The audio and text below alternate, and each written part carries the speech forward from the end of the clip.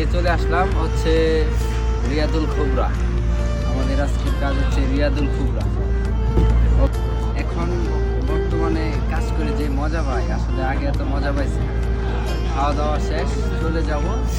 তারপর আর কি, আগে প্রচুর কষ্ট করছি কিন্তু কষ্টের দামটা পাইছি না। যাই হোক, এখন বর্তমানে অনেক খুশি, অনেক হ্যাপি। ইনশাল্লাহ সবার জন্য দোয়া করি। যাই হোক, আজকে চলে আসলাম হচ্ছে রিয়াদুল খুবরা।